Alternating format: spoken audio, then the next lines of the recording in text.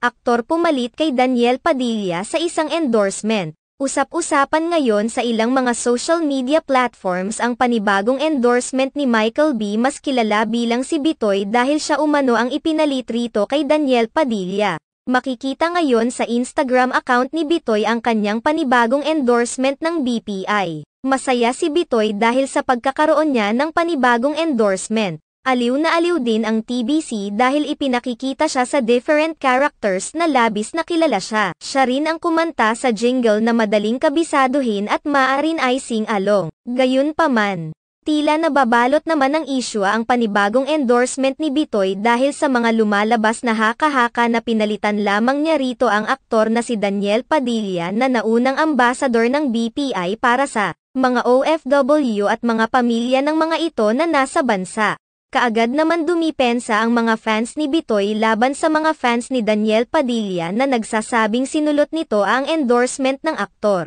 Ayon sa mga fans ni Bitoy, hindi naman maaring sisihin ng mga fans ni Daniel si Bitoy dahil kinuha lamang umano bilang endorser. Tiyak naman umano na nagkaroon ng negosasyon sa pagitan ng dalawang kampo, sa pagiging ambasador ni Bitoy ng BPI para sa mga OFW at ng mga pamilya ng mga ito. Samantala, kung sakaling totoo ang isyong pinalitan ni Bitoy si Daniel Padilla bilang ambasador ng BPI, maaari ngang masasabi na isa na ito sa naunang isyo na may 3 major endorsement si Daniel Padilla na nag-back out matapos ang hiwalayan nila ni Catherine Bernardo. Ayon pa sa mga naunang issue, nababawasan na umano ang mga endorsement ni Daniel Padilla dahil sa pagkasira ng good boy reputation nito nang lumabas ang mga haka-haka laban sa kay Daniel Padilla sa dahilan ng hiwalayan nila ng aktres na si Catherine Bernardo. Samantala, kabaliktaran naman ang nangyayari ngayon sa aktres dahil patuloy na nadadagdagan ang mga endorsements nito magmula nang makisimpat siya sa kanya ang mga netizens sa hiwalayan nila ni Daniel Padilla. Samantala,